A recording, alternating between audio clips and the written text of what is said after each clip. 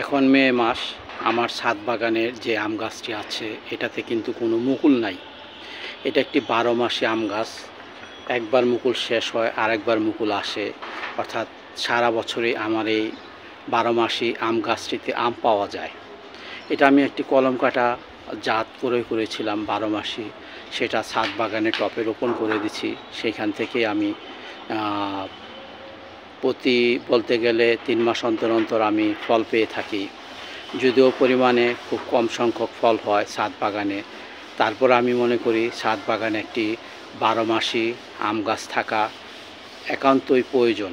যারা ছাদ বাগানে 12 মাসি আম গাছ লাগাবেন তারা অবশ্যই ফুল ফল সহ দেখে আম গাছ করে তারপর রোপণ করবেন, তাহলে কিন্তু আপনি আপনার কাঙ্ক্ষিত ফল পাবেন, তা না হলে ফল পাবেন না। অনেক কলম কাটা গাছ আছে সেইগুলোতে ফুল ফল হয় না, অর্থাৎ যে মা গাছ থেকে কলম করা হয়েছিল সে মা গাছটিও চারা গাছ ছিল, তাই ফুল ফল হয় না। তাই ছাদ বাগানে অবশ্যই গাছ রোপণের ক্ষেত্রে ফুল এবং ফলযুক্ত গাছ দেখে করলে অবশ্যই ফল পাওয়া যাবে। এখন জুন মাসে আমার ছাদ বাগানে এই যে নতুন আমের মোল এসেছে, অর্থাৎ ফুল থেকে ফল হয়েছে, গুটি বাঁধতে শুরু করেছে আম গাছের, অর্থাৎ আম গাছের মুকুল চলে আসছে। এবং এইখানে দুই একটা আম বড় দেখা যেতেছে, মানে একদিকে আপনার আর ফুল আসবে আর একদিকে বড় বড় আম পাওয়া যাবে এই 12 মাসি আম গাছগুলোতে। আমি যখন ছাদে এই 12 মাসি আম গাছটি রোপণ করেছি তখন আমি ভালো উন্নত মানের জাত দেখে করেছি, অর্থাৎ উন্নত মানের জাত দেখে করার পূর্ব শর্ত হলো গাছে ফুল ফল আছে কি না।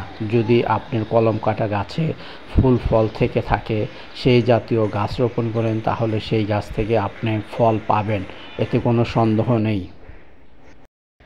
ছাদ বাগানের জন্য যখন আমরা কোনো গাছ ক্রয় করি তখন আমরা বড় গাছ দেখে ক্রয় করি, এটি আমাদের ভুল ধারণা বা ভুল সিদ্ধান্ত।